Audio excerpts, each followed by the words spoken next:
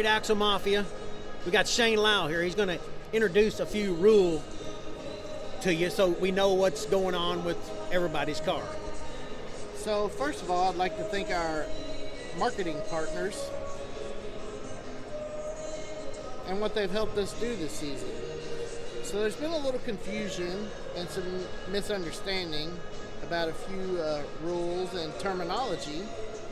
And I just want to start off by saying, if you're index racing, which is what some people prefer, you have to be able to slow your car down. You have to manipulate your car. What it runs in March, it's not going to run in August. And you've got to hit an index. So we're going to go over a few different ways to handle that. One of the easiest ways is to add weight to your car. You can do that by simply adding weight to your car. Yeah, you go to the DAV and you find some old barbell sets and you put some weights in your trunk. Just make sure they're secure.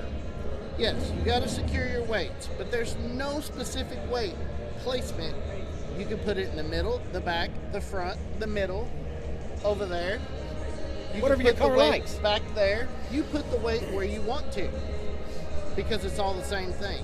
You just have to secure that weight.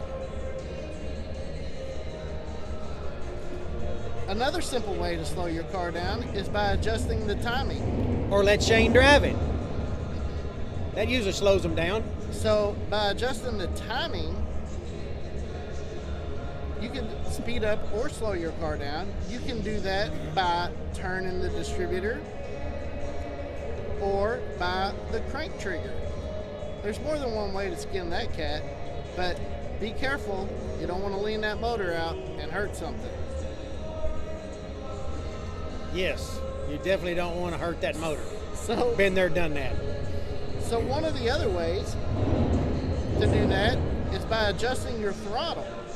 This is where things get confusing. Why don't you show them, Shane, on the throttle? Okay, so first let me explain. Terminology is different because most gasser rules say no throttle stops. Well, a throttle stop is this. But actually, a throttle stop, in a different term, is required by NHRA rules, as you can see here in section 21. Yes, you had to look at the book for section 21. Yeah, so if we're following that, it's a safety rule, so you don't overextend your throttle and potentially have a failure at the top end. Well, nowhere in the rules does it say your throttle has to be exactly wide open all the time. This is a good way for you to slow your car down. Let's walk over here to the car and I'll show you a few different ways to do this. The way to simply do this is to put a bolt in the floor, put a jam nut, and raise your throttle from going wide open. Here's a good example in my own car.